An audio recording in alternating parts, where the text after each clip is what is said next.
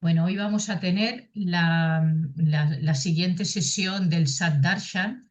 Aquí está nuestro querido profesor Dwarkadas Prabhu, Fabián López. Él es profesor en una universidad de Barcelona y también él ha hecho estudios orientales, ¿verdad? Tu carrera es de estudios orientales, se llama. Sí, sí, yo hice la licenciatura en Estudios Orientales en la Universidad del Salvador en Buenos Aires. Mm, Eh, es un- es una carrera bastante especial porque en toda Latinoamérica es única carrera de grado que, que se imparte sobre Asia, en la parte de filosofía, religiones y historia. Entonces se estudia todo lo que es las diferentes culturas, incluyendo el hinduismo, por supuesto, de Asia y también Egipto, en África. Eh, Fue una carrera de 5 años donde tuve la posibilidad también de dar clases.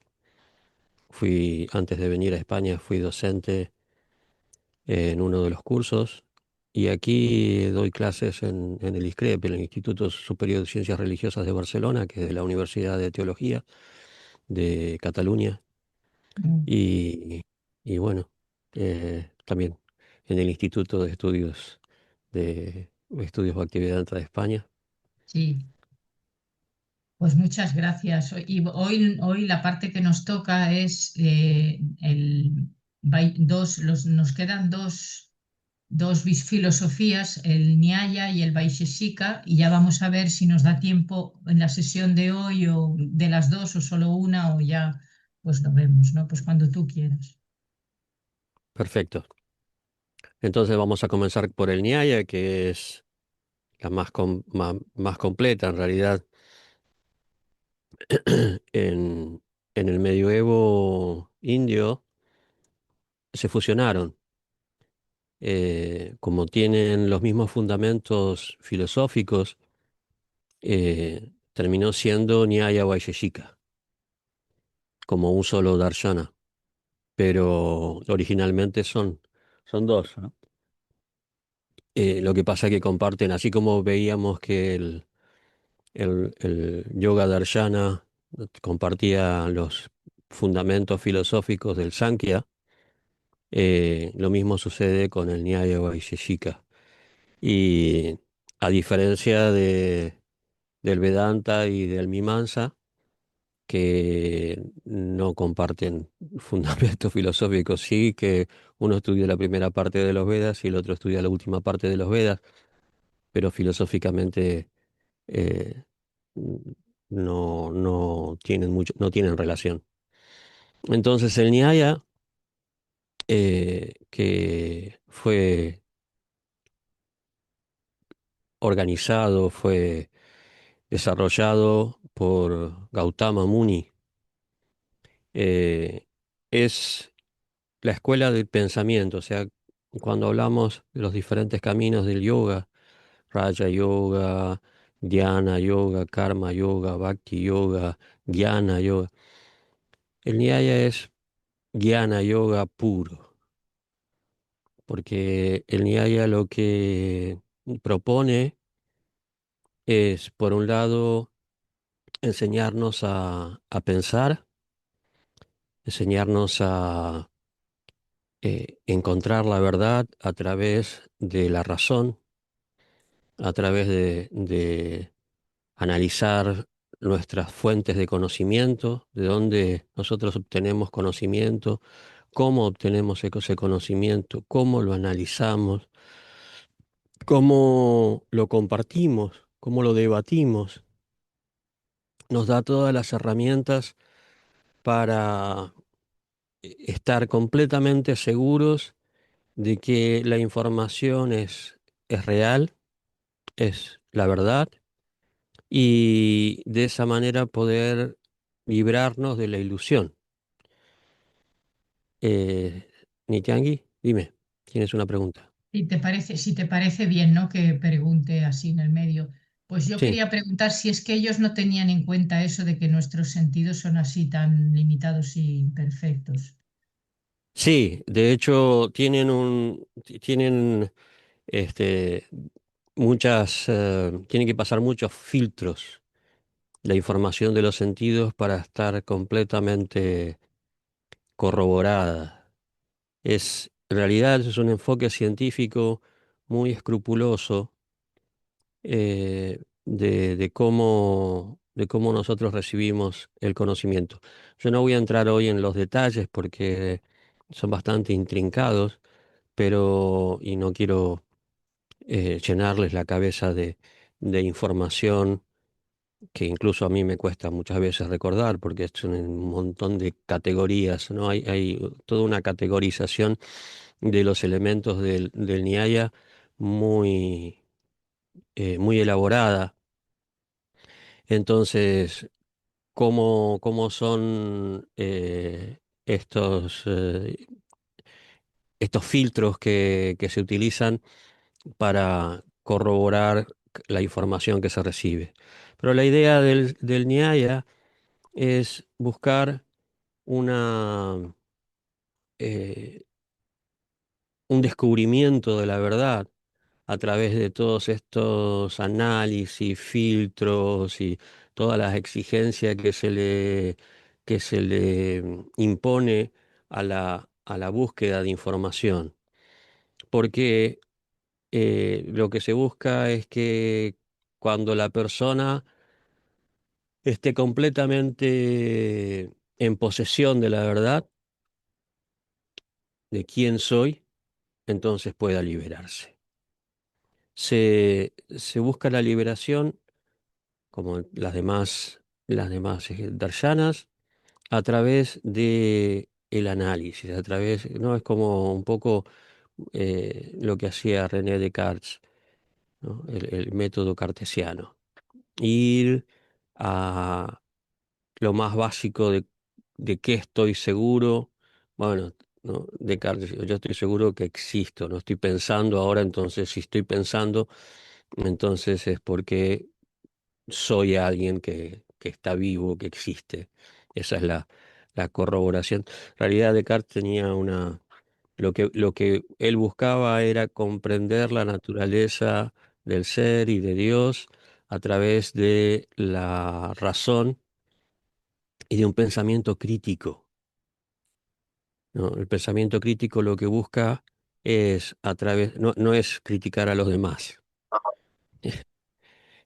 como la palabra puede hacer creer, pero no, es buscar a través de eh, las dudas y las, eh, los cuestionamientos de la información, poder desvelar todo lo que no es, todo lo que es un error, poder superar todas las pruebas de fiabilidad para estar seguro de que esa información es real. Ahí no tiene mucho que ver la fe. Ahí en este Darshana no tiene mucho que ver la fe. Eh, de hecho, las yastras no son su principal pramana, no es su principal pramana, no es su principal fuente de conocimiento. Bueno, voy a compartir y así vamos analizando eh, esta información. Mientras que vas compartiendo, preguntarte si esto que lo hacían entre la clase brahmínica, esto era Sí, sí, practicado. todos estos darshanas, la mayoría son propios de brahmanas. Eh, el Vedanta es compartido entre brahmanas y kshatriyas, pero en su mayoría eran trabajados, investigados, desarrollados por brahmanas, en el caso del Nyaya especialmente, por una cuestión de que son quienes tienen la inclinación, la tendencia, especialmente en este darshana, ¿no? O sea, que se basa fundamentalmente en el estudio, en el análisis, en la razón.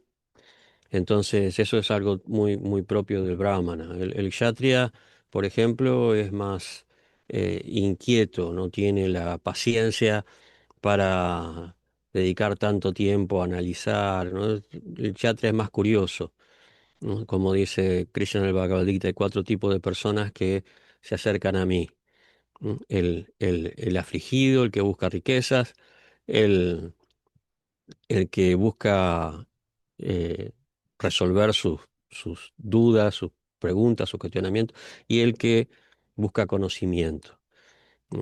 Srila Jiva Goswami eh, decía que esas eran eran las características de las cuatro varnas, ¿no? El afligido tiene que ver con el Shudra, el, el que busca riquezas tiene que ver con los Vaishyas, el que busca el que es curioso tiene que ver con los Kshatriyas y el que es que busca conocimiento tiene que ver con los Brahmanas. Y bueno, y esto es un darshana específicamente de Brahmanas, especialmente. Entonces, bueno, acá como dice acá en la portada, el arte de razonar para liberar el alma. Una inmersión en la lógica y la epistemología de la India clásica. La epistemología es lo que yo explicaba antes, ¿no? Cómo asegurarnos de que nuestras fuentes de información son fiables. Entonces, bueno, esto es lo que buscan todos los darshanas, librarse del sufrimiento, el camino racional hacia la liberación, apavarga. O sea, en última instancia se busca un desapego, una renuncia del mundo. A través del conocimiento se puede ver que el mundo es una ilusión, es un lugar de sufrimiento, como explica el Bhagavad Gita, y en última instancia es diferente del ser, ya que es temporal y el ser es eterno. Entonces, ese análisis nos lleva a comprender que nosotros no somos materia, no somos este cuerpo y no volvemos a nacer. Eso es el objetivo. Ahora, lo interesante del Nyaya es el método. El método que, a pesar de que el Nyaya eh, no, hoy en día no es un darshana tan importante en sí mismo, sí es importante el método, porque es usado por los demás otros darshanas, especialmente por el Vedanta, para eh, filtrar y para asegurar la información, para estudiar y mucho también para debatir. Todas las reglas del debate que nos proporciona el Nyaya son utilizadas en general por los otros darshanas, por las otras escuelas de filosofía. Eh, bien. Entonces, lo que hace el Nyaya es desarrollar toda una categoría, una categorización de elementos en su método para organizar el pensamiento, para darnos un programa, un sistema de análisis que nos lleve a ese punto de conocer la verdad. Niyangi, ¿estás levantando la mano? Sí, dime. Sí, es que me extraña mucho, como tú antes has mencionado, que ellos no tienen como su principal fuente de adquirir conocimiento el Shastra. Y luego también has dicho que ellos concluyen de una manera u otra, acaban llegando a la conclusión de que esto aquí, la estadía aquí en este mundo, pues es temporal, que son seres eternos y todo. Y me parece muy raro cómo pueden llegar a estas conclusiones sin echar mano del conocimiento revelado y por su propia experiencia. Sí, porque nosotros a través del análisis podemos entender de que no somos materia, ¿no? La materia es temporal, está cambiando continuamente. No, la vez pasada yo citaba a Parménides, un filósofo griego presocrático, que había llegado a esa misma conclusión a través del análisis, a través del conocimiento. Si nosotros simplemente nos ponemos a analizar nuestra vida, podemos concluir que nosotros somos diferentes del cuerpo, sin tener una revelación. Sí, eso Eh, sí, pero que somos eternos. y, por ejemplo, si nosotros analizamos el hecho de la muerte, ¿no? ¿Por qué nosotros rechazamos la muerte? Si la muerte es algo natural en el mundo, todo es temporal, ¿por qué sentimos tanto rechazo a la muerte? ¿De dónde sacamos la idea de una supervivencia más allá de la muerte? Eso es algo que no tiene lógica material, ¿no? Porque la lógica es que vamos a morir. Entonces, ¿cuál es el problema? Y es que no solamente nosotros, todas las entidades vivas tienen instinto de supervivencia. ¿Qué es el instinto de supervivencia? Es la huella de la eternidad en los individuos. Eso es el instinto de supervivencia. Es lo que nos da la pauta de que nosotros somos eternos. Porque si no, ¿de dónde sacamos la idea de no morir? Está en nuestro ADN más profundo, nuestro ADN espiritual, en nuestro subconsciente, que nosotros somos eternos. Entonces, simplemente analizando nuestro comportamiento, ¿no? Cuando le preguntó el Yaksha a Maharaj Yudhishthir qué era lo más sorprendente en el mundo, inmediatamente él dijo que a pesar de que todo el mundo está muriendo, todo el mundo está pensando, ¿no? Las personas no aceptan la muerte, están rechazando la muerte. Eso es lo más sorprendente. ¿Por qué? Porque desde el punto de vista material no tiene sentido rechazar la muerte, ¿no? Pero es algo, es un instinto tan primario, tan fuerte en nosotros, que nos da la pauta de nuestra eternidad. Sí, lo entiendo esto que dices y tiene su lógica, pero entonces también, por la misma regla de tres, se podría decir que también somos muy activos por naturaleza y entonces cómo luego se pretende después una pasividad así de perder incluso hasta la individualidad y todo. Y eso es como reacción al sufrimiento, eso es una reacción, ¿no? Es como decir, estoy en una ciudad en donde hay tanta movimiento, tanta pasión, y las relaciones son tan dolorosas, y no como dice la reina Kunti en el Bhagavatam, todos los problemas surgen del intercambio social. Las relaciones son tan dolorosas que quiero irme, aislarme, o incluso cuando al final del día uno está agotado y lo único que quiere es dormir, ¿no? O sea, entrar en ese estado de inacción. Eso es algo natural que surge en el estrés, en la frustración, y la frustración principalmente de las falencias en las relaciones, en las actividades, en los trabajos.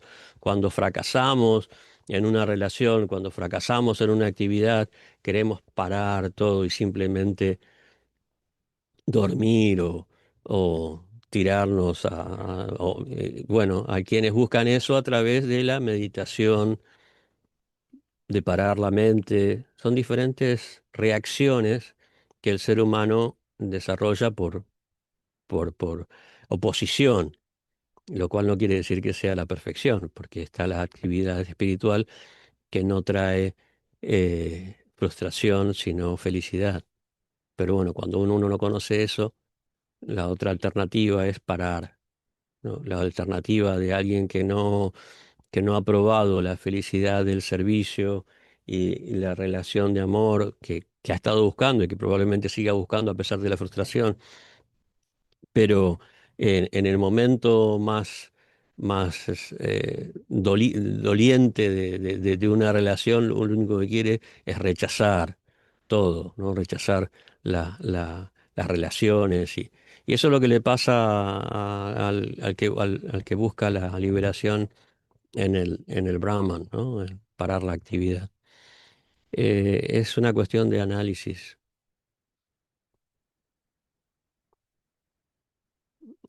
Eso es básicamente lo que hace el Nyaya.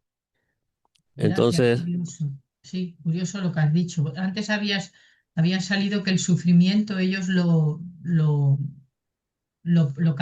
etiquetaban o calificaban como la ignorancia, cuando el estado de sufrimiento. Entonces, en este caso, tú hablas así sí, como de la pero meditación. El Vedanta parte de una revelación, es diferente. O sea, el Vedanta parte de la revelación de que nosotros somos Brahman, no parte del análisis. Es un proceso inverso, ¿no?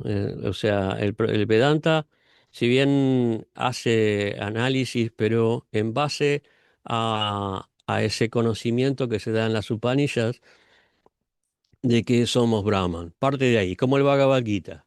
El Bhagavad Gita también parte de que nosotros somos almas diferentes del cuerpo. Y después hace todo el desarrollo de cómo alcanzar ese conocimiento.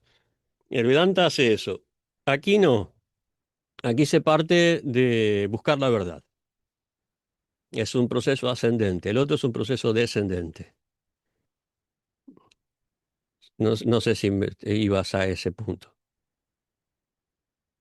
Bueno, me llamó mucho la atención eso que has dicho de que este tipo de personas más influenciadas, vamos a poner entre comillas o como sea, por el Sadhguna, pero que su forma de, de manejar, pues, no sé si decir el miedo o tal, lo hacen a través de la meditación, como del dejar de tener ninguna acción. En No, no. cambio, En el caso del Nyaya, no. no, ellos no meditan, no meditan, solamente razonan y Exacto. Y entonces debaten. entonces no, la liberación, la forma de liberación para ellos, ¿cuál es?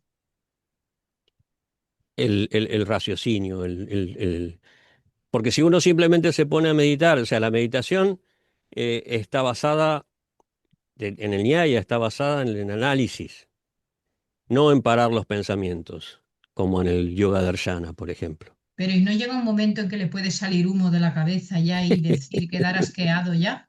Porque si no tendrán reposo, ¿no? No, en la medida en que van descubriendo la verdad, porque bueno, la idea no es simplemente analizar analizar por el análisis en sí mismo, ¿no? Lo que Prabhupada llamaba la especulación, la árida Mm, especulación mental, sino buscar verdades. En la medida en que uno va encontrando esas verdades, eso es satisfactorio, no es que mm. simplemente le va a explotar la cabeza En una en paz, ¿no? Mm, en el proceso, bueno, puede ser más duro de estar analizando todo el tiempo las cosas, pero a la medida que se va consiguiendo realizaciones, eso es un estar cada vez más cerca de la naturaleza espiritual, que es conciencia. Entonces, eso es algo, es como el premio, es el resultado, es lo que todos buscamos, ¿no? Tener y sería ponerse eh, en contacto con Paramatma finalmente, así si tuviera muy exitosos, ya escuchar a Paramatma. ¿Algo sí, así? bueno, para Manma está ahí, ¿no?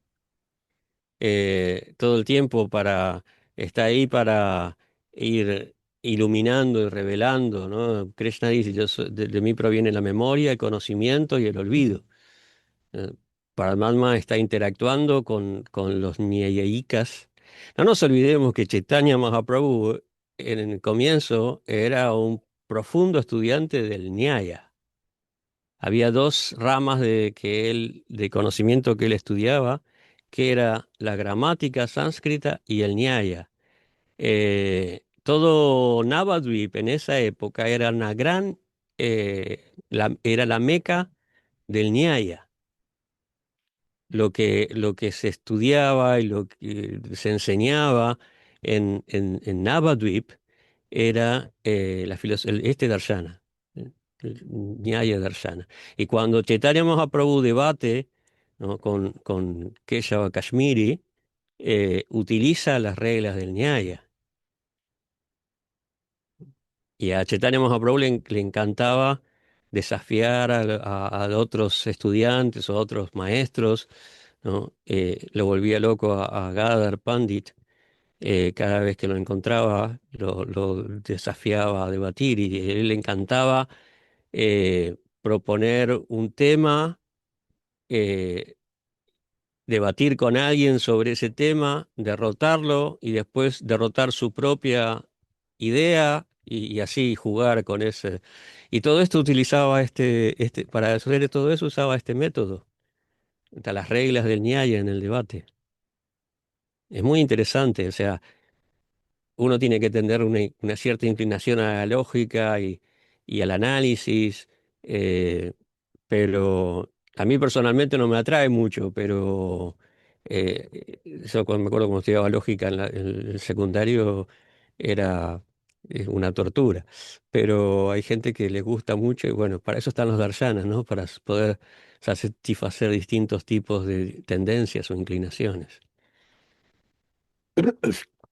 Entonces, decíamos que lo que el Nyaya nos da es un sistema un proceso para ir desarrollando, para ir alcanzando esa revelación, esa revelación racional, ¿no? Ese conocimiento como dice el Bhagavad Gita, iluminado, ¿no? La conciencia que se ilumina por el conocimiento. Esa es la idea del Nyaya. Entonces, nos dan este sistema basado en 16 temas, 16 padartas, ¿no? Tienen una progresión. A ver, yo acá tengo otro, este. Este nos muestra un poco mejor cómo funcionan estos, no como uno nos va llevando al otro.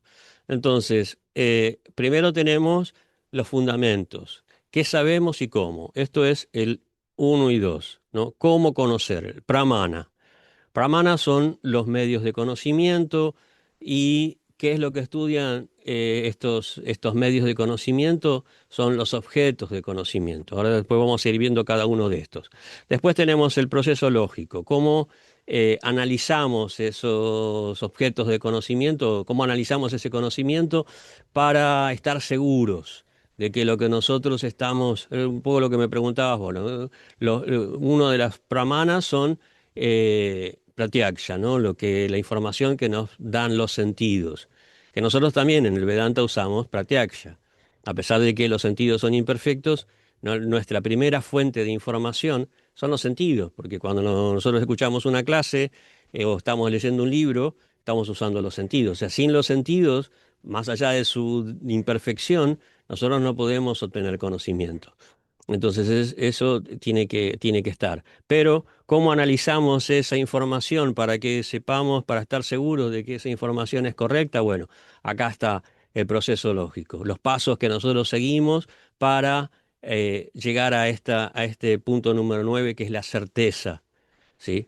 Y la seguridad de que eso es correcto. Y después tenemos el debate. El debate, es decir, si alguien viene con otra idea, cómo es un debate, cómo debemos realizarlo, qué es lo que tenemos que resaltar, ¿no? Por ejemplo, Vada es una discusión honesta en la que lo que se busca es la verdad. Yalpa es un debate como el que tienen los políticos, por ejemplo, para vencer al otro, para ganar, pero poniendo una propuesta que consideran correcta, ¿no? Otra forma de debate es Vitanda, que lo único que se preocupa no es ofrecer una idea, sino solamente destruirla del opositor, ¿no? Eso también hacen los políticos. Y después tenemos las cosas de las que nosotros tenemos que cuidarnos, ¿no? Las falacias, los errores, las equivocaciones, ¿no? Esto también forma parte del debate. Entonces, todo este proceso lógico nos lleva a la verdad. ¿Cómo? Bueno, eso es lo que vamos a ver aquí. Entonces, primero que nada tenemos los pramanas. Hay cuatro pramanas aquí.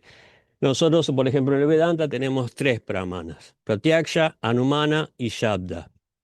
El Nyaya propone uno más.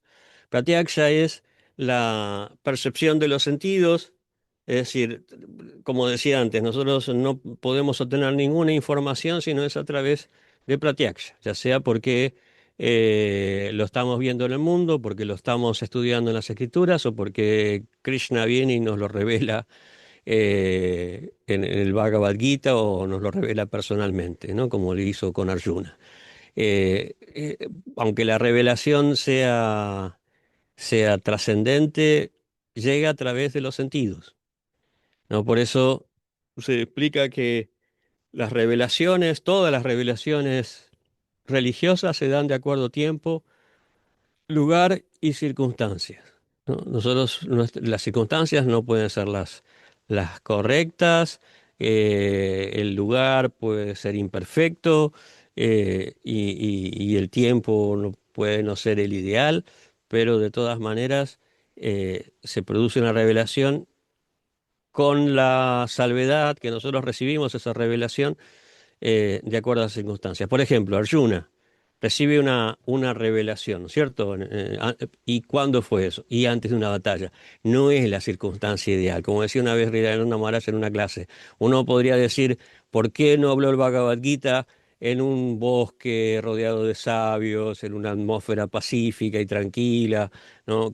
En Satvaguna? No.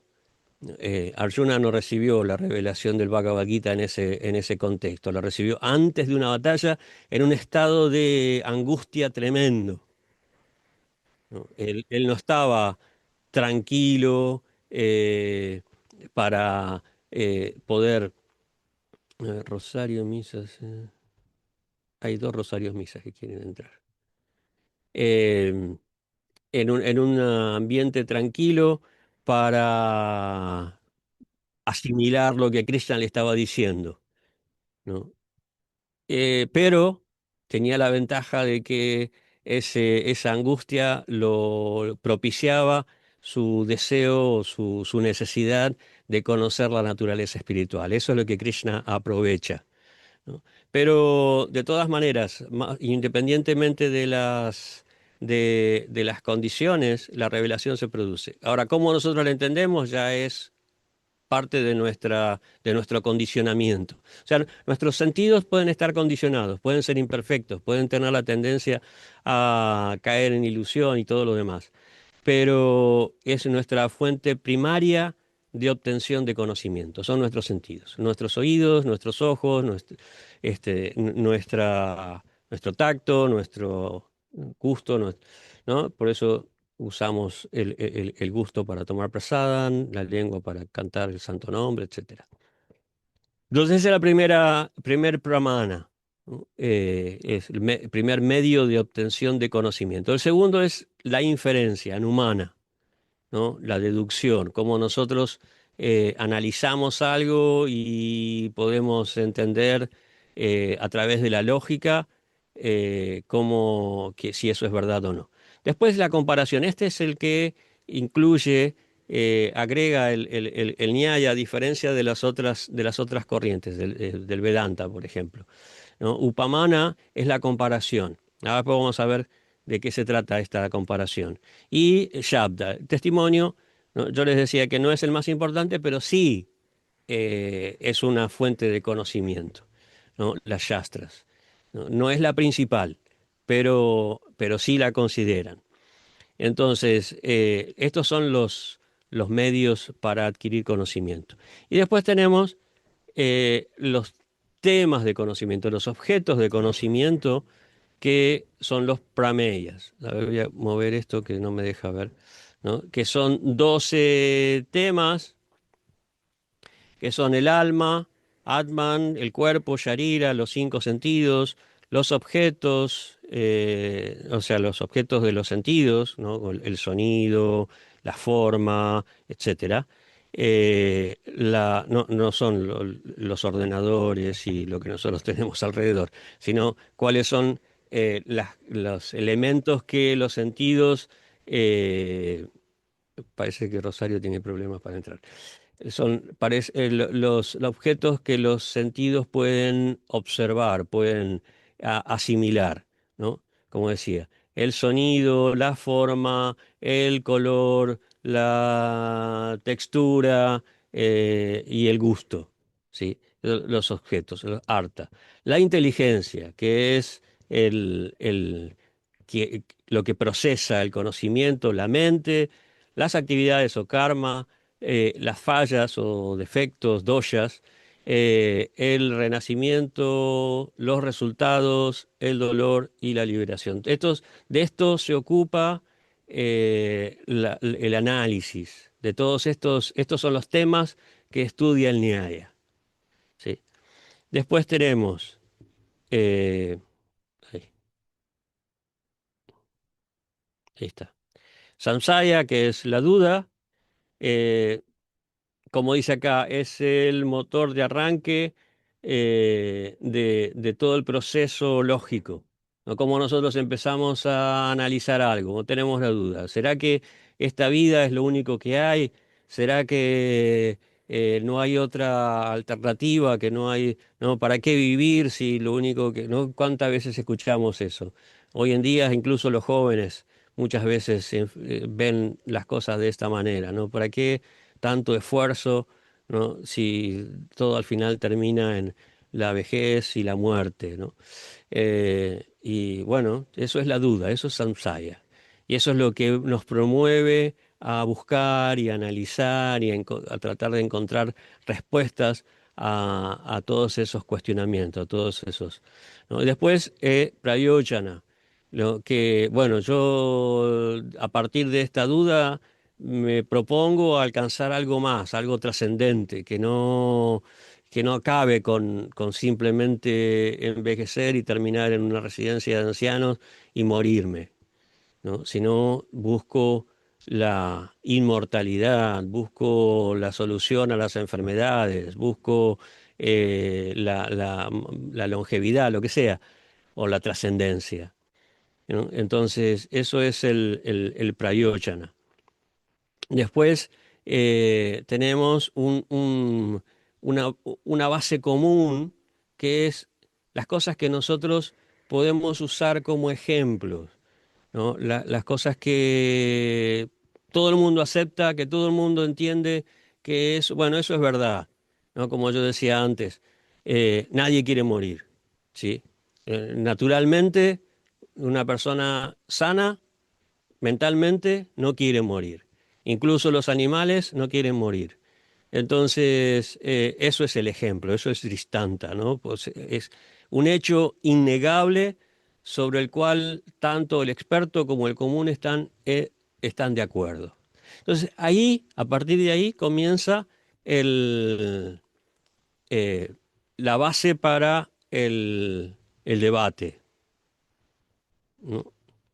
Siddhanta es el terreno común, o sea, vamos a proponer una doctrina, una filosofía sobre la cual, en base a toda la información, todo el proceso que hemos recorrido antes, el análisis, el estudio, la duda, el establecer el objetivo, vamos a proponer una verdad. Eso es el Siddhanta, la doctrina establecida, ¿no? Después viene el debate en relación con si cuestionamos o proponemos, no, si alguien propone otro Siddhanta, otra doctrina, debatimos sobre cuál es la mejor, cuál es la verdad, ¿no? Es el punto, como dice acá, el punto de partida indiscutible sobre el cual se construye un edificio de la lógica, ¿no? Es decir, por ejemplo, el Vedanta dice todo es uno, ¿no? El Sankhya, ¿no? Dice que la verdad son dos, ¿no? Y ahí debaten. Sí, dime, Niyangi. Quería saber si en ellos predomina también la jerarquía, si tienen también, por ejemplo, personas que son consideradas sabias, y que ya lo que ellas digan o lo que ellas han concluido, pues ya tiene más peso y ya pues lo aceptan algunos un poco más directamente o algo así, si tienen una sucesión discipular o algo parecido. Sí, en eso se basa Shabda. Shabda para el Nyaya no es solamente la autenticidad de la autoridad de las escrituras, sino la autoridad de las personas sabias o santas, ¿no? Porque en el Nyaya no es simplemente una filosofía teórica, es una filosofía de vida, como en el Vedanta, y como en todas las tradiciones indias, ¿no? La persona sabia es un ejemplo, es un modelo. Entonces él ha alcanzado un nivel de autoridad no solo porque sabe mucho, sino porque se comporta de acuerdo a lo que sabe. O sea, nosotros, por ejemplo, en la universidad tenemos profesores que han estudiado y que pueden transmitir el conocimiento. Y después hay algunos que son especiales. A ustedes seguramente les ha pasado, a mí me ha pasado, de personas que son ejemplos de lo que están enseñando. En el Nyaya, como en todas las tradiciones indias, el guru, el maestro, es alguien que es ejemplar. No es solamente alguien que repite, si bien repetir lo que escuchamos está bien, porque es uno de los principios de la cadena de sucesión discipular, pero también repetir o decir lo que uno está viviendo, lo que uno ha alcanzado por la experiencia, por la realización. Entonces, eso es Shabda. Shabda es la autoridad que da esa sabiduría, no conocimiento teórico, sino sabiduría que surge de la experiencia. Sí, Nitiangui, dime. Quería saber si ahí en esa, digamos, si en ese grupo no está mal visto el cuestionamiento, por ejemplo, de alguna conclusión a la que ha llegado un sabio, alguna autoridad, el cuestionar, el cuestionarlo. Por ejemplo, en nuestro caso, pues lo que Sila Prabhupada ha dicho, o sea, no se cuestiona, sino que se trata de ver a ver de qué manera lo está diciendo el contexto y encontrar así la forma de poder entenderlo sin decir que no puede ser, ¿no? O algo así. Y si en el Bueno, caso de ellos, sí, sí se acá puede y eso está bien visto también. hay un tema aparte, que es la infalibilidad de Prabhupada. Prabhupada nunca dijo que fuera infalible. Prabhupada ha dicho en más de una ocasión, yo también cometo errores. La infalibilidad de Prabhupada se basa en su interpretación, o sea, lo que nos, donde se aplica la infalibilidad de Prabhupada es su interpretación de las escrituras. Pero desde el punto de vista material, Prabhupada nunca dijo que fuera infalible. Eso es muy importante entender en ISKCON, ¿no? O sea, que cuando Prabhupada decía, no fuimos a la luna, eso es algo que se puede cuestionar. No cuestionamos las afirmaciones, sus comentarios de las yastras, etcétera, ¿no? Todo lo que es en relación con Krishna y con el proceso espiritual, ¿no? Prabhupada es infalible, ¿no? Pero en cuanto a su conocimiento de la materia, él no tenía conocimiento absoluto de todas las cosas materiales. Entonces hay que entender eso, es importante. Y de todas maneras, vemos que muchas veces los acharyas discrepan en una interpretación. Ya lo vimos en el caso de Ramanuja y Madhvacharya, por ejemplo, que discrepaban en su proposición de la filosofía. Eh, pero si nosotros aceptamos a alguien como acharya, seguimos bueno, ese es uno de los argumentos que los seguidores de Madhva cuestionan a Chaitanya, ¿no? Si él dice que pertenece a la Madhva Sampradaya, ¿Por qué difiere su filosofía de la de Madhva? Bueno, digamos, ese es un tema para otro análisis, pero a lo que voy es que a veces los acharyas también pueden discrepar en algún punto, en alguna interpretación de las escrituras, ¿no? Somos personas, tenemos una visión particular, una experiencia particular de la realidad, de la verdad, una revelación particular, y bueno, hay eh, que respetar eso. Muchas gracias, muy Karunamai valioso. tiene una pregunta. Hare Krishna, Hare reverencia. Krishna. Mataji. Sí, para situarme, ¿dónde comienza, digamos, la aplicación de esta filosofía? ¿En qué momento temporal? Las fechas siempre son Sí, lo sé, causa de pero debate. digamos, porque como aplica algo sobre lo que es en el Bhakti, no lo utilizamos, que es la lógica o la racionalidad. Me da como que esta es una búsqueda de la verdad, desde un punto de vista filosófico. ¿Hay alguna escuela que se arroga, digamos, el inicio de toda esta forma?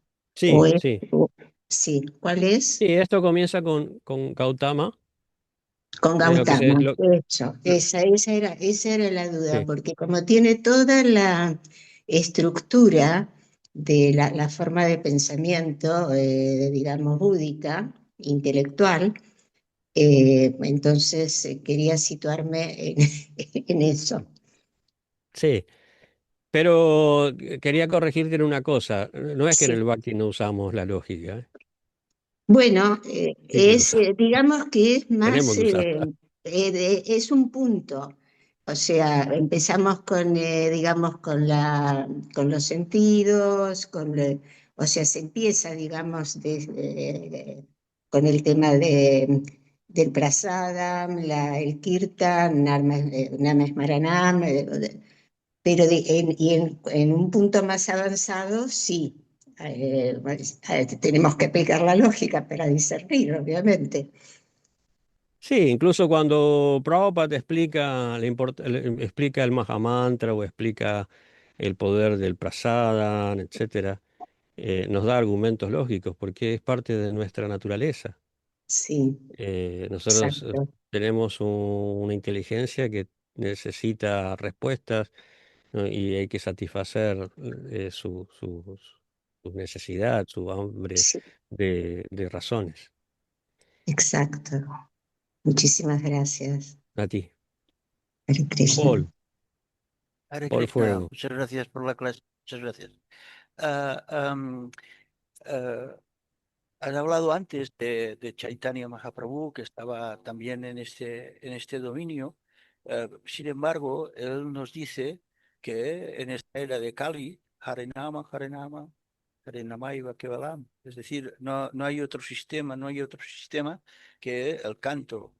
Es decir, no hay que desviarse de este sistema que es el apropiado en otras épocas, de Trayuga o Sakpa Yuga, en otras épocas, cada época tiene su elemento adecuado para la época, para avanzar. Y en esta época de Kali Yuga tenemos una inteligencia y un sistema tan frágil y sin memoria, sin demasiado poder de raciocinio. Entonces lo único que nos puede servir es el canto, Harenama, Harenama. Esto es lo que se indica para esta época de Kali Yuga, ¿no? Sí, pero acá no estamos solamente cantando. ¿Qué estamos haciendo acá? ¿No? ¿Entiendes? O sea, hay distintos elementos. El principal es el canto, pero no es el único, sino este, Chaitanya Mahaprabhu no le hubiera dicho a los Goswamis que escribieran libros. Es Y que no cuando dice solamente, no hay otro sistema, dice no hay otro sistema, no hay otro sistema claro, en el porque mantra.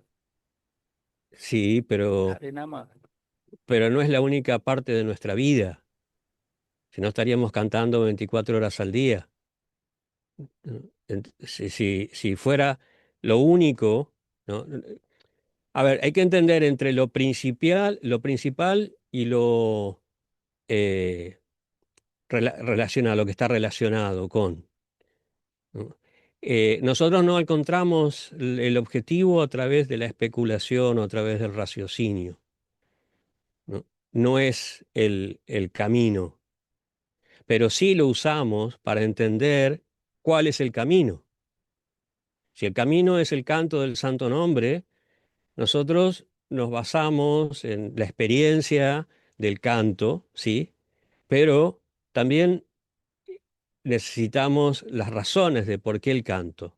Por eso Prabhupada explicaba por qué el canto. Cuando él da todas sus definiciones y sus argumentos para cantar, usa la razón, ¿verdad?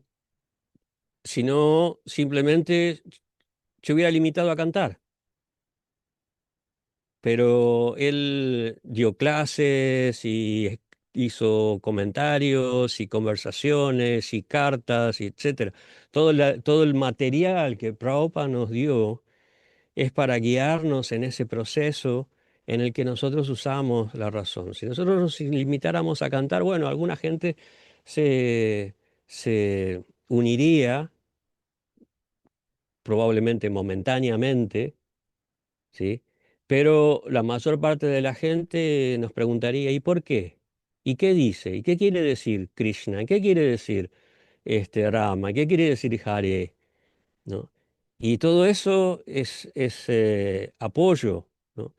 Eh, si bien Rupa Goswami dijo, Gyana Karma Dhyanamrita, no tiene que estar basado, ese es el punto, no tiene que estar basado en la especulación, no depende de la especulación mental.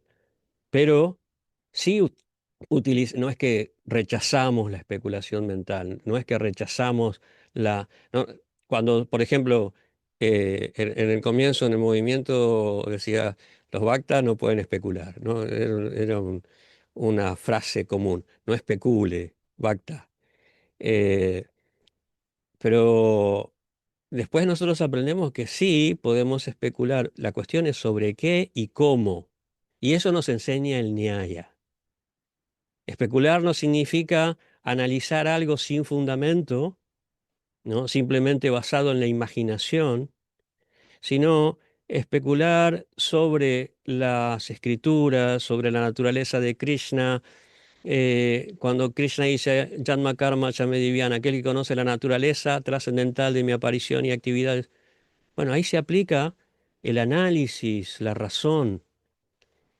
Entonces, no podemos prescindir de estos elementos, ¿no? Cuando Jiva Goswami escribe los Sandarbhas, nos da un montón de razones y de argumentos y de lógica, y utiliza, cuando Baladeva Vidyabhusana escribe el Govinda Vasya, utiliza todo el Nyaya que él aprendió en la Madhva Sampradaya. Entonces, cada cosa en su sitio, cada cosa en su lugar, ¿no? El, el- el- el, raciocinio y la especulación no son el camino, ¿no? El canto de santo nombre es el camino, pero nosotros necesitamos de la razón. Nosotros, no, como decía antes, tenemos que aprender a cultivar el pensamiento crítico. Eso puede ser tema de otra clase.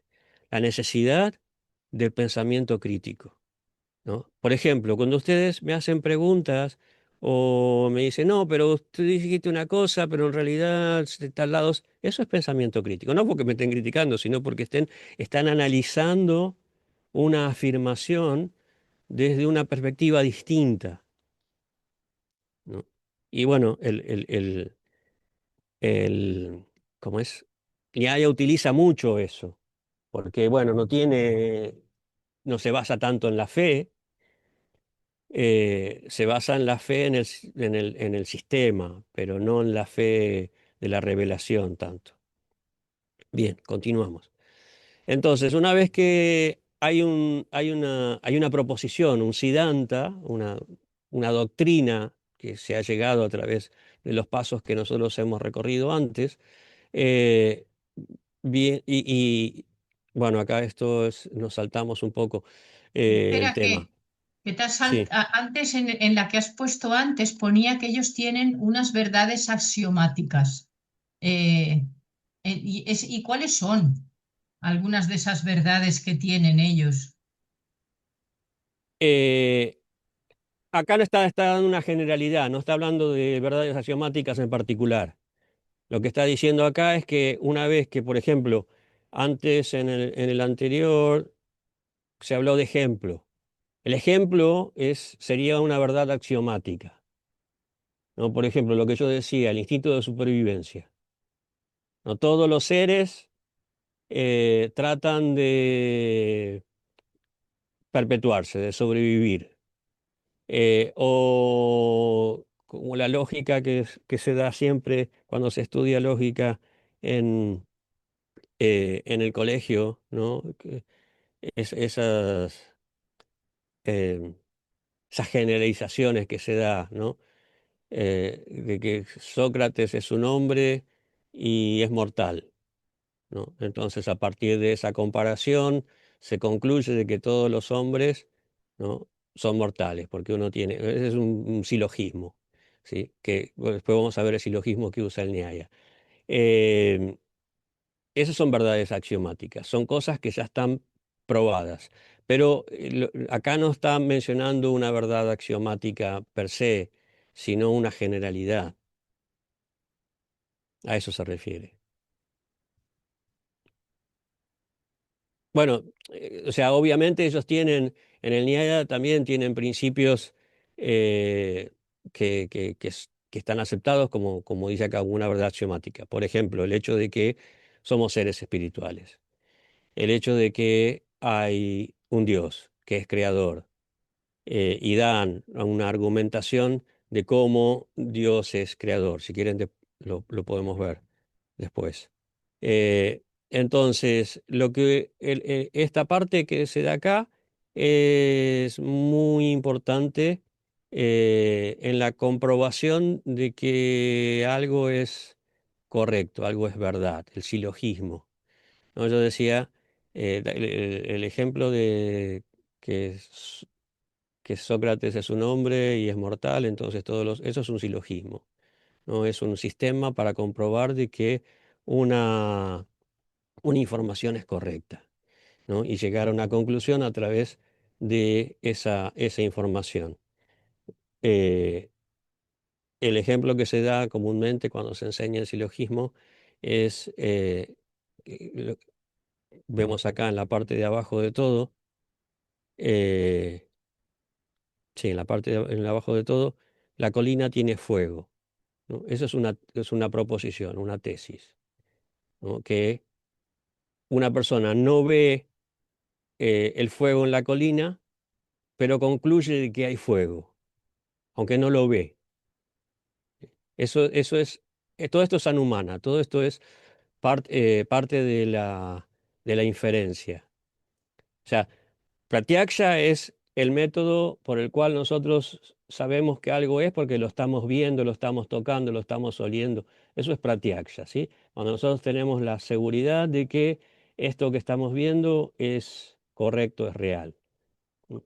Pero cuando nosotros no vemos algo, ¿no? Como por ejemplo nuestra eternidad, ¿cómo llegamos a la conclusión de que somos eternos? Bueno, a través de una inferencia. Bueno, esto es el ejemplo que se da para entender cómo se hace esa inferencia, cómo se utiliza este silogismo. Eh, el sistema que nos da el Nyaya es este. Hay una proposición que puede ser, por ejemplo, que la colina tiene fuego. Si nosotros no estamos viendo el fuego, ¿cómo llegamos a la conclusión?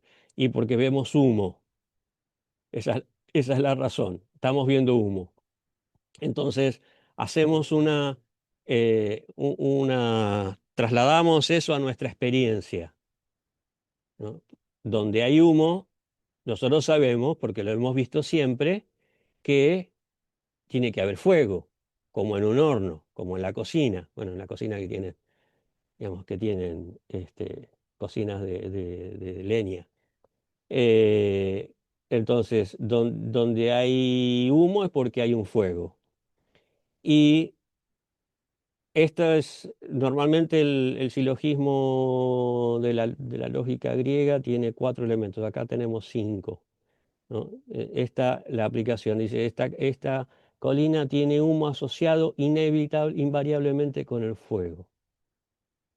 Después hay variaciones en los silogismos, hay elementos que con el tiempo se le agregan y hay diferentes categorías de silogismos. Yo lo estoy simplificando en el silogismo más estándar para no complicar demasiado la cosa, pero cuando tú me decías, ¿cómo sabemos que algo es correcto si nuestros sentidos son imperfectos? Bueno, esto es uno de los medios que se utilizan para corroborar una información, de que esa información es real, ¿no? Y la conclusión, por último, dice, por lo tanto, si hay humo, todos los pasos anteriores, se concluye de que la colina tiene fuego, ¿no? Son métodos de razonamiento para alcanzar la seguridad de que una información es correcta. Esto es clave en el Nyaya.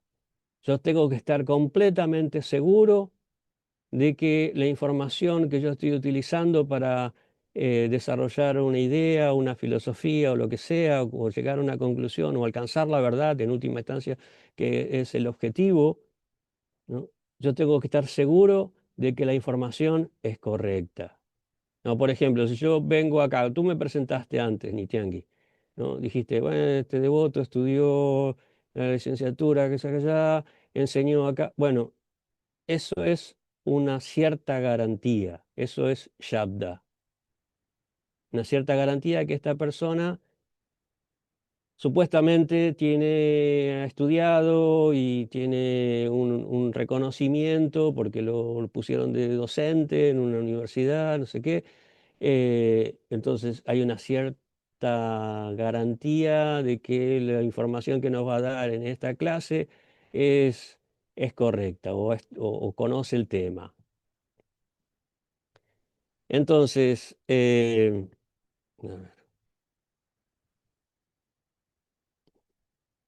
después, eh, después de eso, ¿no? Después que hemos llegado a ese Siddhanta, a esa teoría, vamos a analizar la teoría. Vamos a analizar si realmente, no, como yo decía antes, pasamos por diferentes filtros para asegurarnos de la fiabilidad de esa teoría.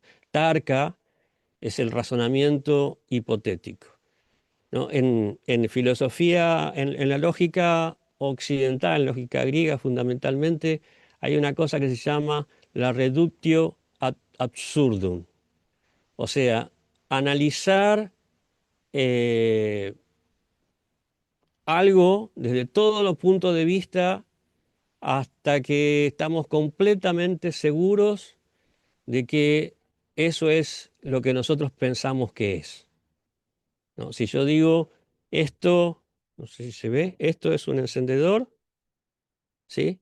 Esto es un encendedor, no, acá no le dicen encendedor, ¿no? ¿Cómo le llaman? Sí, mechero, encendedor. Mechero es, mechero. Esto es un mechero. ¿Y por qué? Bueno, mira, si yo lo prendo acá, eh, se enciende. Ah, pero puede ser una vela. No, porque una vela está hecha con cera, esto está funcionando como combustible. Así, vamos analizando las diferentes alternativas que podría ser. No, puede ser un lápiz. no es un lápiz porque no sirve para escribirse. ¿Eh? Se hace así y saca fuego. Y para hacer fuego tiene que tener combustible. Entonces, vamos proponiendo diferentes cosas que podría ser, pero que no son, y concluimos en última instancia lo que es realmente. Eso es Tarka. Eh,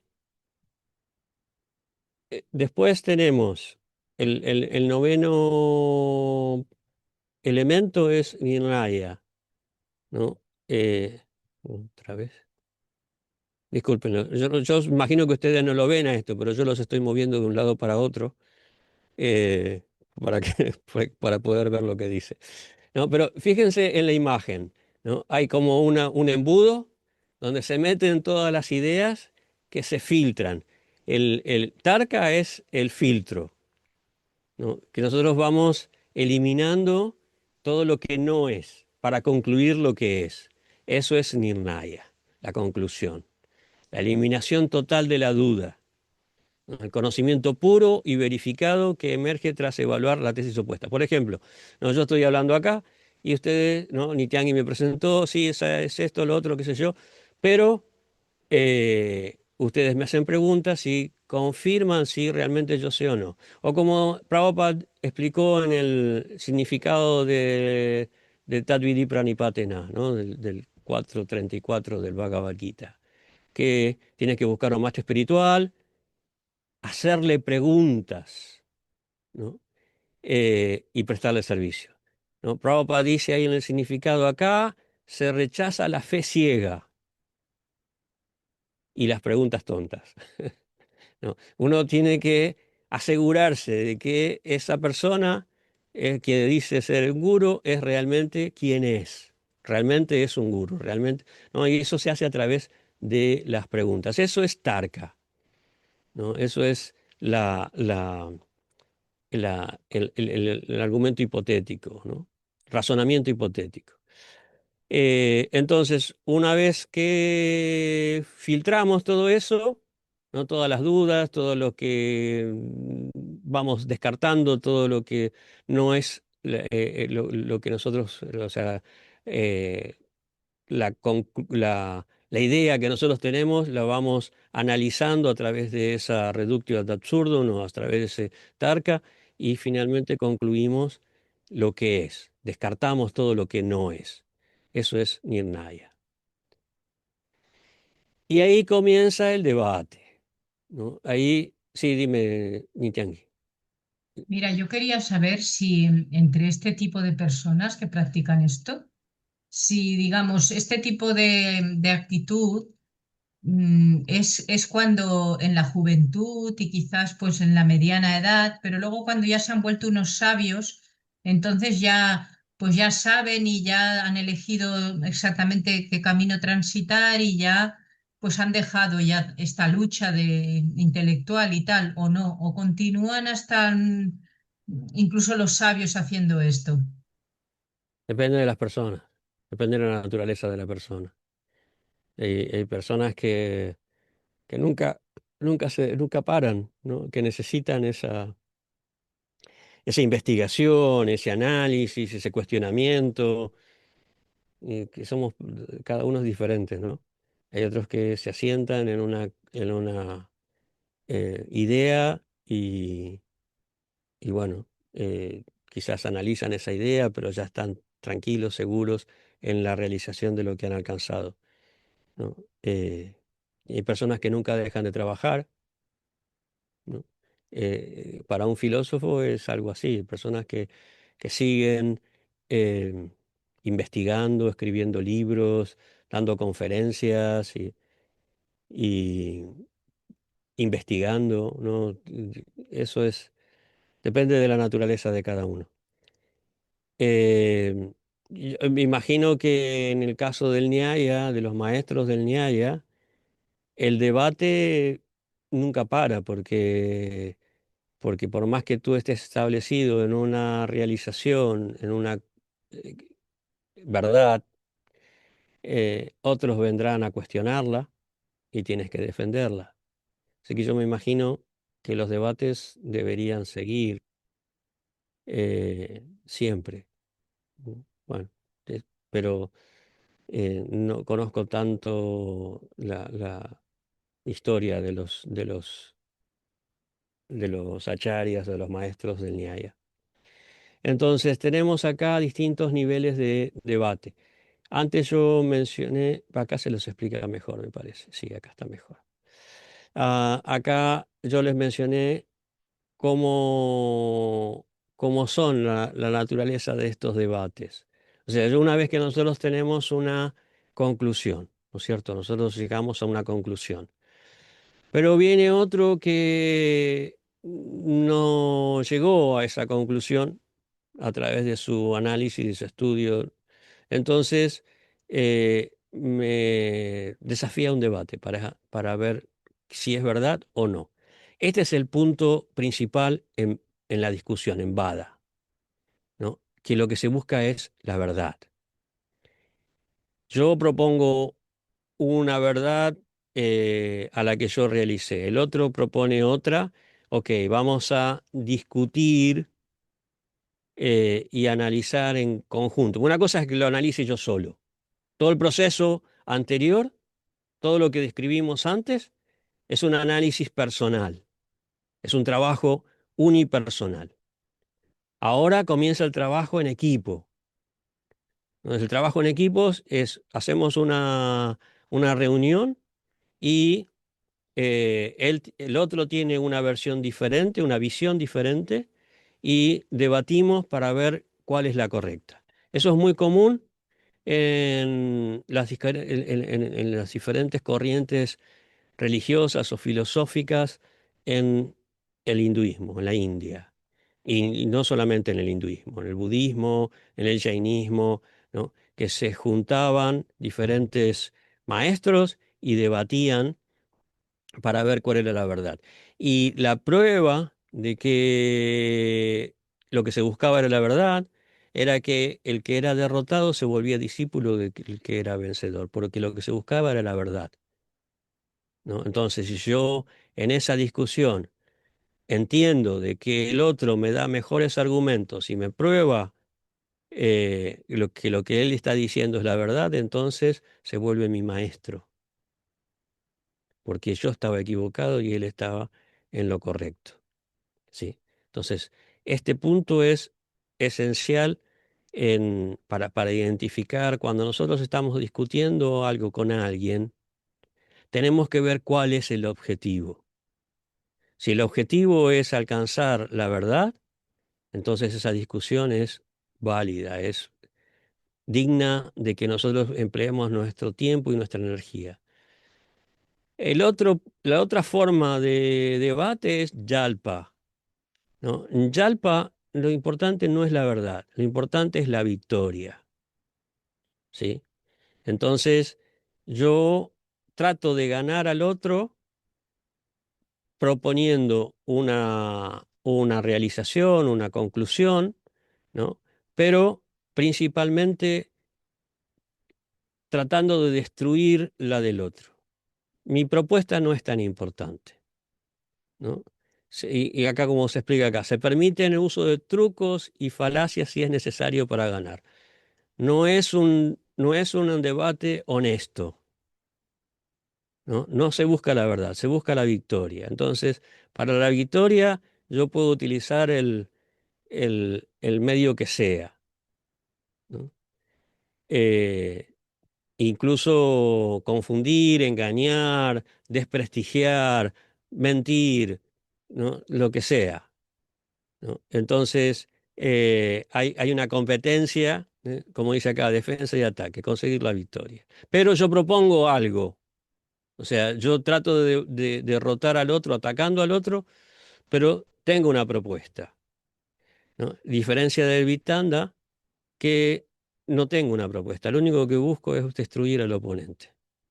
Y ahí es, como dice acá, la dinámica es puramente destructiva, ¿no? Atacar sin ofrecer una propuesta válida, una tesis propia, ¿no? Simplemente voy a buscar de ridiculizar o lo que sea al otro, ¿no? Y sería correcto decir que está más influenciado por una guna, por ejemplo, la primera, la Vada con la Sattva guna, la Yalpa con Sí, la sí, esto es sattva, rajas Raya. y tamas. Sattva, rajas y tamas, está muy claro eso. Entonces, lo que es importante identificar estos tipos de discusiones para ver en cuál invertimos energía y en cuáles no. Cuando nosotros estamos discutiendo algo con alguien, tenemos que ver por qué estamos discutiendo algo con alguien. Porque yo estoy buscando la verdad, porque yo quiero alcanz- alcanzar la victoria o porque yo quiero destruir al otro, ¿no? Nosotros tenemos que priorizar este tipo de pensamiento cuando nos ponemos a discutir con alguien, por la razón que sea, ¿no? Especialmente si son temas relativos a nuestra vida espiritual, que es lo más importante, ¿no? O porque quiero hacer el vago y no quiero, no quiero trabajar. Pues si sos vago no te pones a discutir, no gastas energía discutiendo, te vas a dormir. Sí, pero cuando te reclaman así un poquito, te reclaman que te haya faltado de hacer esto, de cumplir y esto y que lo otro. Esto también es parte digamos, son elementos del debate. Hetobasa es la falacia, o sea, un razonamiento que es incorrecto, ¿no? O sea, pareciera que es, pero no es. O sea, es una ilusión, es una confusión de la mente. Es cuando el argumento está basado en un fundamento erróneo, ¿no? Su base no es real, ¿no? Yo pienso de que, no como la canción esa, se equivocó la paloma, pensó que el norte era el sur y no sé si la conocen esa canción, bueno, no importa. Es cuando nosotros vamos en una dirección, pero en la dirección es la contraria. Eso es Getovasa, es una falacia, un error completo. Chala es una tergiversación. Cuando yo uso eh, una estratagema, un truco para confundir al otro, para desviar la atención del otro, ¿no? Por ejemplo, em, alguien me dice, ahora no me sale ninguna palabra, em, alguien me dice, dame una pinza porque tengo que colgar la ropa, por ejemplo. Y porque en España, eh, ¿dónde está? Esto es una pinza, ¿sí? Pero en Argentina esto no es una pinza, esto es un broche. Entonces le digo, no, las pinzas son para eh, quitar clavos, por ejemplo, ¿no? Porque ven que yo aquí tengo de todo, ¿no? Y no es que lo haya preparado, simplemente es que tengo todo en el mismo sitio. Esto es una pinza. ¿Entienden? Entonces utilizo o interpreto la palabra pinza en una manera distinta para confundir y no llegar a la conclusión, pero lo hago adrede, lo hago a propósito, sabiendo de que tú me estás pidiendo esto, entonces yo te traigo esto, ¿no? Y de esa manera confundo al oponente, como dice acá, jugar con las palabras para desviar el debate. Algo que Krishna hacía con Radha, ¿no? Radha le pedía, hay historia de eso, ¿no? Yo ahora no recuerdo exactamente cómo era, pero Radha le preguntaba por una cosa, y como las palabras sánscritas tienen diferentes significados, Krishna lo tomaba en otro sentido y le hacía una broma, ¿no? Y así hay toda una historia en uno de los yastras de los Goswamis, que no recuerdo cuál es, donde Krishna hace eso. Oye, y Eso es podría chala. ser, Podría ser también lo que hacen los políticos hoy en día, que le hacen preguntas así directas y concretas y ellos saltan con una cosa que tienen ya para decir que no tiene nada que ver y lo largan y ni responden ni nada. Eso también puede, o sea, no responden a lo que le han preguntado, sino dicen lo que quieren decir, que no tiene nada que ver y es también para atacar un poco también al otro y eso podría entrar también así en Sí, tal esto. vez, sí, sí. La cuestión es descolocar el argumento y desviar la atención de algo que nosotros no queremos responder. Podría considerarse así. Entonces, todas estas son diferentes categorías que se utilizan en un debate, ¿no? Yati es las objeciones inútiles, como dice acá, basadas en analogías falsas o similitudes superficiales, ¿no? Son diferentes técnicas, diferentes formas de que si, por ejemplo, alguien me hace una pregunta para la cual yo no tengo respuesta o, o que demuestra que el argumento suyo es correcto y el mío es incorrecto, entonces yo trato de esquivar el bulto, ¿no? Y le pongo una objeción que no tiene ningún valor, ¿no? Alguien me dice, no sé, el mundo material es temporal y miserable. Y yo le digo, ah, pero en el verano se está bien. O sea, estoy respondiendo con un argumento muy relativo, ¿no? Que no alcanza la verdad de que el mundo material es temporal y miserable, como dice el Bhagavad Gita. Ah, pero yo no lo paso tan mal. ¿No? Porque ahora viene el verano, ahora viene la primavera y después el verano y está bien. No, eso es yati, la cosa, el argumento tonto, ¿no?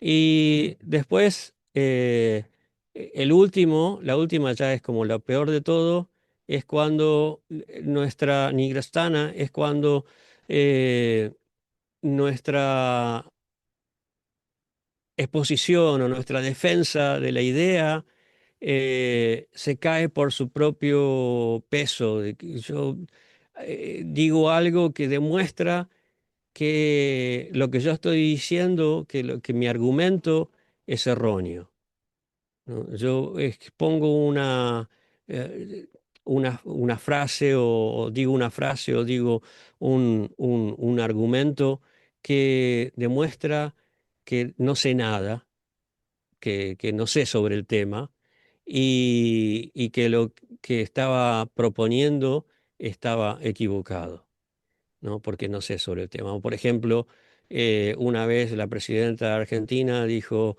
no, los docentes tienen que ganar menos porque trabajan solo 6 meses al año, después tienen 3 meses de vacaciones, ¿no? O sea, demostraba una ignorancia del trabajo del docente, de lo que implica el trabajo del docente, pensando de que tienen 3 meses de vacaciones o cosas por el estilo, ¿no? Cuando la realidad es totalmente otra. En fin, eso es Nigrastana. Bien, Nityangi había levantado la mano primero. Mira, te quiero preguntar que estoy viendo aquí que hay algunas cosas que son como de, sí, de no decir la verdad y de cosas que se ven así un poco como asúricas. Entonces te quería preguntar que si también dentro de este tipo de personas, si podría ser que estén los devas y los asuras, como que los devas no están dispuestos a mentir y los asuras sí, si también había por esta clasificación. Ah, o sea, tanto los devas como los asuras son personas y tienen los mismos defectos, ¿no? Quizás en un nivel más sofisticado, pero tienen los mismos defectos. Pero lo importante de esto es poder identificar estas situaciones en un debate. Esto está no para que nosotros lo practiquemos, sino para poder identificar los argumentos, bueno, por ejemplo, en un debate hay un moderador, generalmente, ¿no? Entonces el moderador tiene que conocer todo este tipo, esta clasificación de formas y reglas y modos. Entonces él puede decir, no, esto que tú estás diciendo es Yati, o esto que tú estás diciendo es Nigrahastana. Tiene que tener esta información para poder identificar la validez o la invalidez de un argumento. Iba a decir referí, es un árbitro, ¿sí? Es un árbitro. Entonces, y uno mismo también, uno puede darse cuenta, no, esta persona lo que me está diciendo no tiene fundamento, es yati o es chala, entonces, ¿para qué voy a discutir? ¿Para qué voy a perder el tiempo? Bueno, esa es mucho mi forma, mi modalidad, ¿no? Otro puede decir, no, lo que tú estás diciendo es tal cosa y seguir discutiendo, pero bueno, ya eso depende de cada uno. Y en el caso de los devas también actúan a veces como asuras y los asuras a veces actúan como devas. Eh, Son personas. Karuna Mai, dime. Y estaba así reflexionando sobre la aplicación de esta metodología para discernir en lo que para mí es una búsqueda interna de la verdad, de, de eliminación de la duda existencial, ¿no? Esto de para qué nací, para qué vivo. Y esto es algo que siempre me ha tocado muy profundamente. Eh, por ejemplo, yo digo, eh, necesito comprender para poder creer, para poder afianzarme en algo que para mí es verdadero. Entonces el gurú me dice, me contesta, a Krishna no hay que comprenderlo, hay que amarlo. Ya. Entonces digo, oh, vaya, ¿y cómo hay que amarlo? Mm. ¿Cómo es eso de amarlo y no comprenderlo? Entonces, a mí lo que me refleja es que nos pasamos millones de vidas buscando la verdad absoluta y nunca la vamos a poder encontrar desde o a través de una puede ser que a través de millones de revelaciones, pero no de una didáctica mental, digamos, sino de un asentamiento en algo que para nosotros es auténtico, puro, trascendental. Hay que entender que el razonamiento y el análisis aplicado a Krishna también es servicio devocional. Exacto, esto es lo que a mí me parece. Por ejemplo, nosotros podemos racionalizar algunas incongruencias. Por ejemplo, la incongruencia que surge en la lectura de los astras, por ejemplo, es un ser abominable, pero nosotros lo tenemos que ver como un santo. O sea, puede ser una Mm. incongruencia, algo que nos dice eh, ¿cómo hacemos para ver al abominable como un santo? ¿Cómo hacemos Eh, para ver a no, Ravana no, como... en realidad no dice es un ser abominable, sino que dice puede ejecutar un acto abominable. Exacto. Hay diferencias. Ese es el Eh, punto, ese es uno de los puntos. Y como no conocemos ni pasado, ni presente, ni futuro de ese ser, estamos juzgando diciendo es un abominable, no lo puedo ver como un santo. por Es un eso, ejercicio. por eso existen los comentarios y las explicaciones de los acharyas, donde se explican eso. Pero a lo largo de la historia, una gran cantidad de acharyas han dado comentarios al Bhagavad Gita. Si no, tendríamos el Bhagavad Gita así, solamente el texto, ¿no?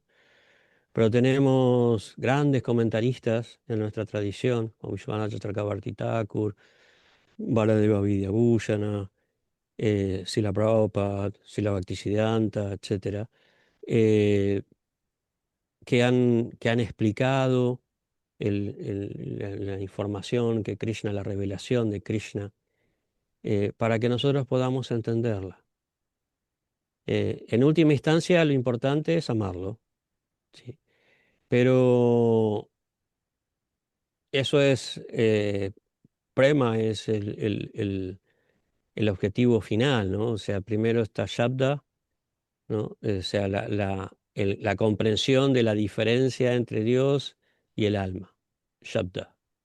Eso es Vedanta. Entonces, este es el punto, ¿no? Cuando yo digo que quiero comprender lo que esta enseñanza, estoy en el punto S de Shakta.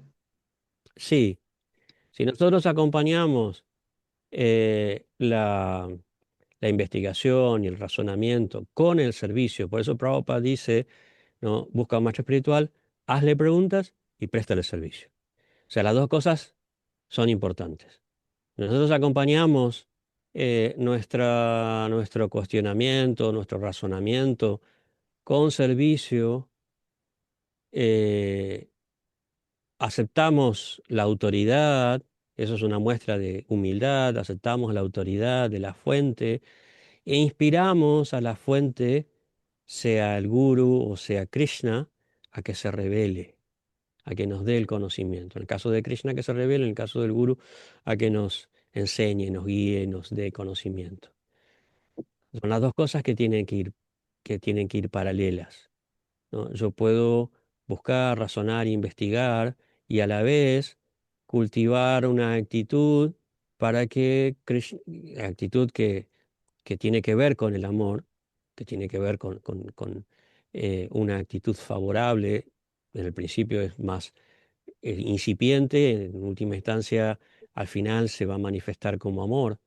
Pero es muy difícil encontrar el amor inmediatamente, ¿no? Exacto. O sea, Entonces, ese que Krishna mismo lo ha revelado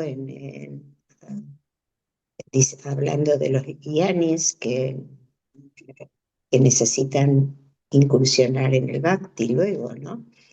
Para poder sí, sí, acercarse a él. O sea, por eso el Rupa para- Goswami dice Yana Karma Dhyana Vitam, ¿no? El bhakti puro está desprovisto de especulación y de interés. El para- jnana no es el objetivo. El amor, el bhakti, la devoción es el objetivo. Entonces, nosotros eso es lo importante, usamos el razonamiento para alcanzar el amor, exacto, ahí para estamos. comprender y alcanzar el amor. Ese es el punto. Ese es el punto porque es una necesidad interna. Es parte de nuestra naturaleza, sí.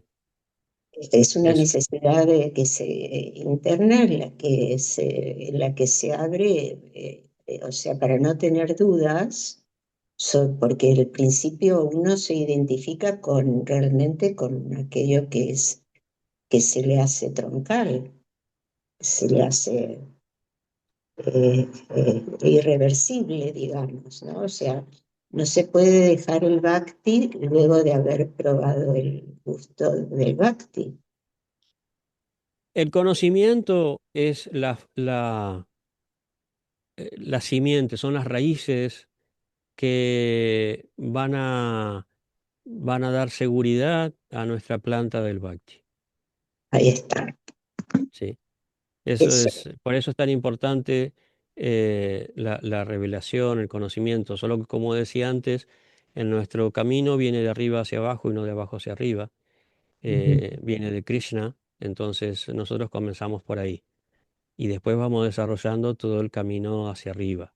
Pero primero es un camino que baja desde, la divinidad del Señor.